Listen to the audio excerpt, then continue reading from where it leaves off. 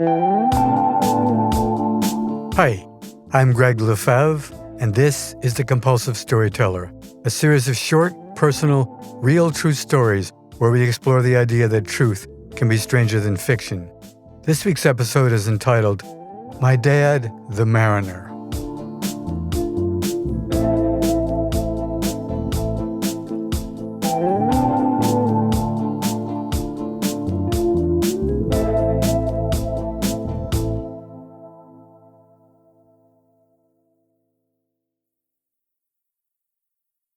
My Dad, the Mariner. This is a Father's Day tribute from my father, who passed away long ago. It's stitched together from bits and pieces of remembrances and tales of the sea that he shared with me throughout our life together. Some were told to me when I was a wee lad, whom he called Laddie Buck, the others when he was at the end of his life. In my early teens, he loaned me his tattered sea journals, which I reread so many times that some sections I knew by heart. While writing his story, I've come to the realization that when he was in his late teens, he was a chance taker, a troublemaker, and a wise guy, just like me. My father liked to say that he ran away to sea, but he didn't run away at all. He was accepted into the New York State Merchant Marine Academy along with his best friend when they were both 18 years old. My father's first name was William, and he liked to call himself Willie. His best friend in the academy was also named William, and he called himself Billy. So Willie and Billy made their maiden voyage together on the Merchant Marine Academy's four-masted schooner, which left Boston June 5, 1935, and crossed the Atlantic back and forth. He shared little about this cruise, possibly because he was kept very busy doing double duty as both a student of seafaring and as a cadet learning all aspects of running a ship.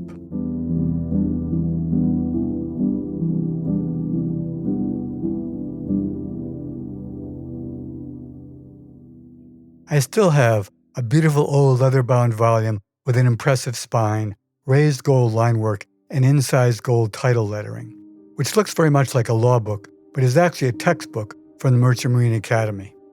Although it contains no stories of the high seas, there's a nice poetic cadence to some of the chapter headings. Great circle charts, stars and planets, the moon's phases and tidal effects, aerial navigation, and the sextant, the chronometer, and the gyro compass. I've searched high and low, but sadly cannot find the other volume, which is much more important to me.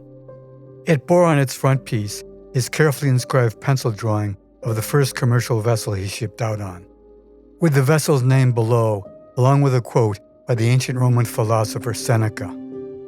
If one does not know to which port one is sailing, no wind is favorable.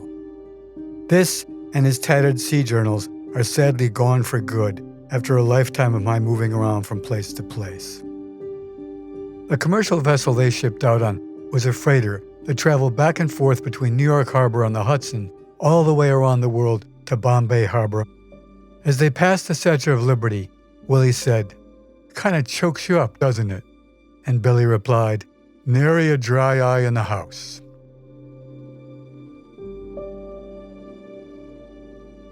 Then they entered the vast gray Atlantic, where the ocean swells caused the ship to pitch and roll interminably from side to side, not letting up until Gibraltar. Willie was a compulsive storyteller who enlivened life on deck, always ready with a story or a joke, making him popular with the other crew members. Billy was his straight man, his Sancho Panza. When they first boarded the vessel, they were told by some old-timers that the ship had long been haunted. Willie laughed, saying, "Ah yes, sea yarns," and Billy responded, "Tall tales, no doubt." But during their time on board, they did discover that there were strange apparitions on various decks and walls and rigging, particularly after a storm. Most of the unseasoned crew members got sick, or green-gilled as they called it, the first day out of New York Harbor. The ship's cook, who was called Cookie, an unlikely name for a true sadist, would force all the seasick recruits who were retching over the stern railing to turn around and stand at attention facing him. He would then proceed to swallow a chunk of lard tied to a length of cord. When he pulled it up and out of his mouth, the green-gilled neophyte would turn back to the railing and throw up so violently they got the dry heaves. Cookie barked out, "What a bunch of pathetic pussies." This was done with the whole able-bodied crew jeering and laughing. To make matters worse, what they vomited into the sea was fought over by a swarm of gulls following the ship. Billy was as sick as anybody, but not my dad. Their Atlantic crossing was particularly treacherous. Gray clouds and choppy seas plagued them all the way across, interrupted by violent storms with thunder and lightning so low it seemed to engulf the ship itself. As they passed the Rock of Gibraltar, Willie said, "What a relief." Billy responded, "Clear sailing from here on out." Everyone on board breathed a sigh of relief as they entered the Mediterranean. Sunny skies and puffy fair weather clouds overhead and a gentle sea below.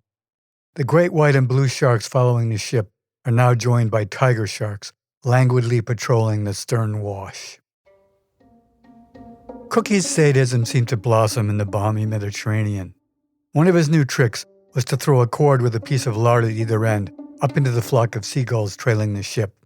The two seagulls who swallowed the bait at either end would fall into the sea, only to be devoured by the sharks. He would also throw dinner scraps and spoiled food over the stern. And when a shark surfaced to eat, happily shoot one with a rifle and watch while the others fought over the scraps of shark meat in the bloody feeding frenzy below. Sometimes he would go even further. To amuse himself, he would send a couple sailors down on wobbly rope ladders with gaff hooks to snag pieces of shark to be eaten that night by the crew for dinner. If a sailor fell in, that would be the end of him. All the other deckhands watched this exercise in horror, knowing that their turn would soon come to dangle over the savage shark feedings. No one was eaten on this crossing, but some of the old-timers had other tales to tell. Willie, not my idea of a good time. Billy, I don't want to be anyone's lunch. Once the ship passed through the Suez Canal, and beyond that, into the Indian Ocean, Willie and Billy had their first almost fatal adventure. The ocean was calm and glassy, as if it were liquid mercury. Then some dark clouds appeared on the horizon, and funneling down from them were 4 different water spouts. The first mate came over the PA system, commanding the entire crew to move to their emergency stations, while the captain joined him in the wheelhouse.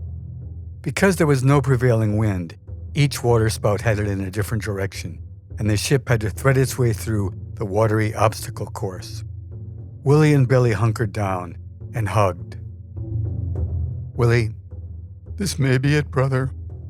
Billy, "It's been great knowing you."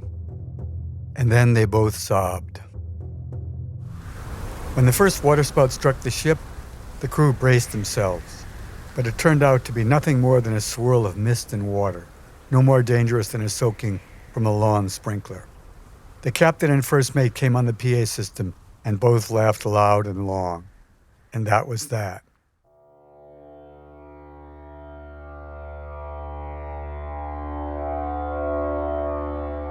As they crossed the Indian Ocean, the ship lost its propeller, and it took days for a seagoing tug to arrive and tow them to Bombay, where they were moored with nothing to do. When the crew ran out of chores, they started quarreling regularly, and the captain began giving them more and more shore leave. That's when their troubles really began. It started when a group of crew members, including Willie and Billy, got drunk and stole an expensive Bentley convertible. While joyriding, they hit and killed a sacred cow. This led to their arrest, brief imprisonment, and subsequent trial. Their English lawyer successfully bribed an Indian judge.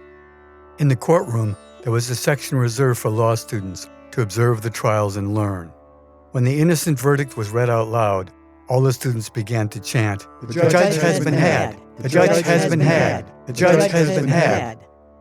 The crew members and their attorney made a hasty exit. The Indian tabloids couldn't get enough of the story. Meanwhile, Willie and Billy were organizing a very unlawful enterprise of their own. On the dock, 3 young Indian men in their 20s had offered them $100 apiece for as many pistols as they could bring back from their next trip to New York. Knowing that pistols in New York could be acquired for as little as $5 apiece, this seemed like an incredible financial opportunity.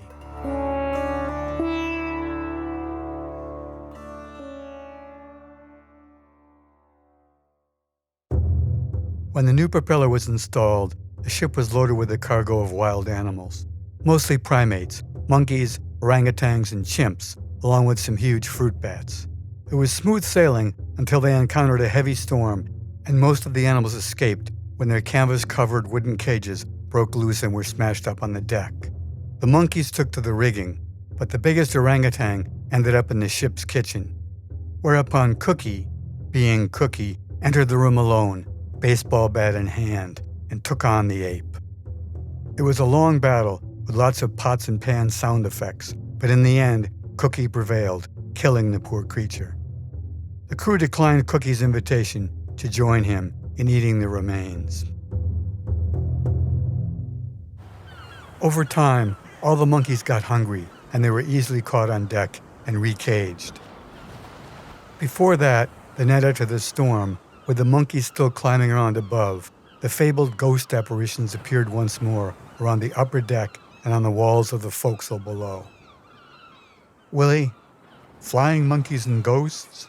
Billy, who would ever believe it? The ghosts appeared only after a storm, and the apparitions were always upside down, which gave Willie an idea. Maybe all the stories of the ship being haunted were really just the result of a giant camera obscura, the lens of which projected the figures moving around on the foredeck against the walls and floors of the aft deck. It just took Willie and Billy half an hour as the images danced above to find the source.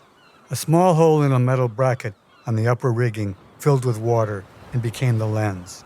Mystery solved. But after a demonstration to the assembled crew, with Billy passing his hand in front of the lens and turning the ghosts on and off again, the old-timers were unimpressed.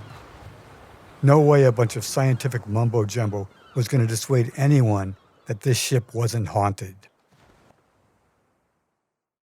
Their boat retraced its course back to New York, and they encountered many of the same events as on the way out, but now the newest crew members were no longer afraid.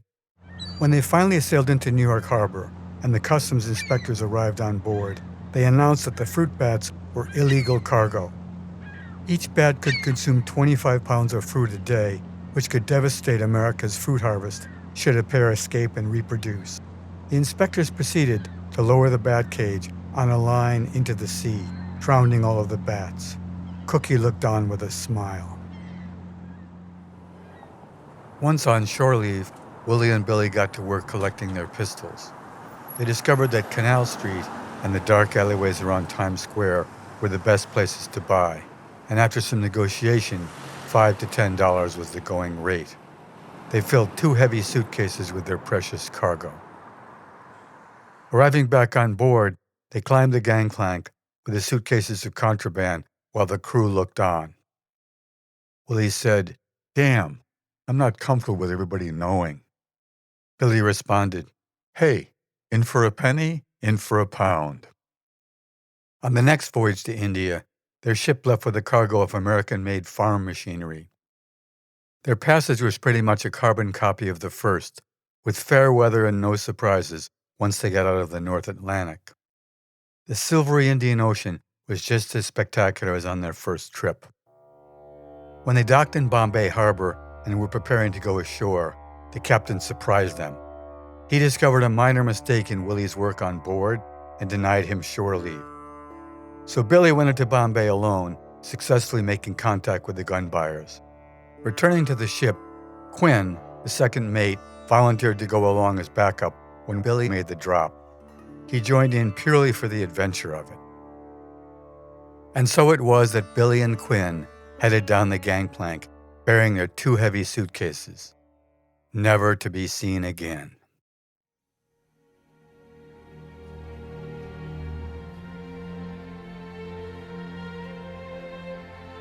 It took several days for the ship to reload, and during that time the captain contacted the local police, who took no interest in a couple of errant seamen who seemingly jumped ship.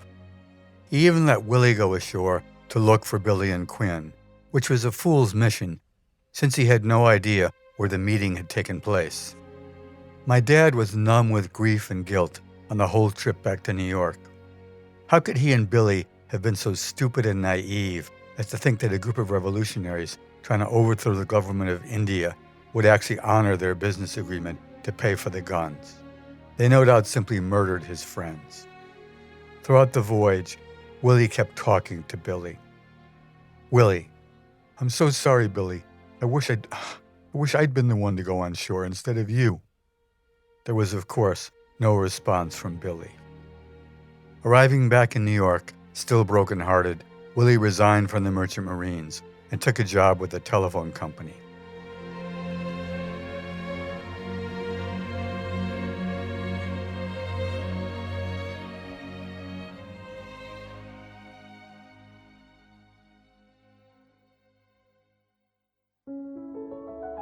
A lifetime later, when my father passed away at 86 years of age, he requested that his ashes be spread into the sea at Vero Beach, Florida, where he lived. Even at that age, his sense of humor had not left him. He called the place Zero Beach because nothing ever happened there.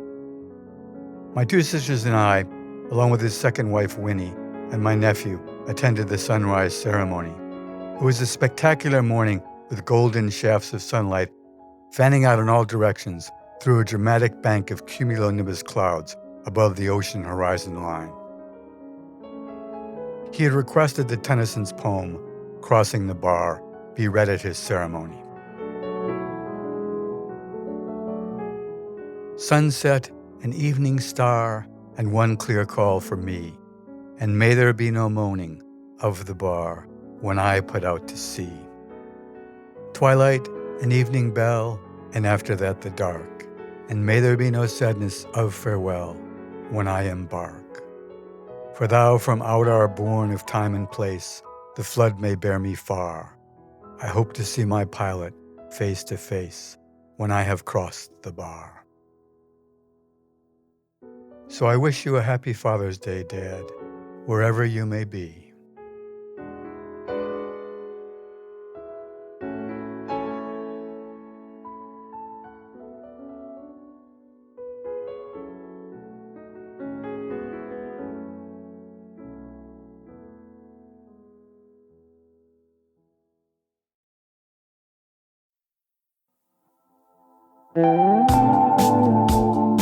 The Compulsive Storyteller is written and narrated by me, Gregg LeFevre, and co-produced with Peter Kokoma, who's also made our theme song. If you enjoyed this week's episode, we'd love your help sharing the show.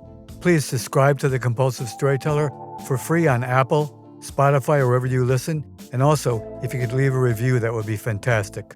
Follow the show on Instagram at The Compulsive Storyteller, and check out our website for more information at thecompulsivestoryteller.com. Thanks for listening, and if you don't like this one, the next one will be another story.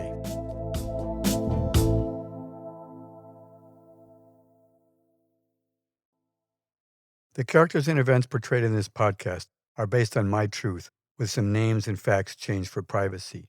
All conversations and dialogues are based on my best memory, but are not word-for-word recreations.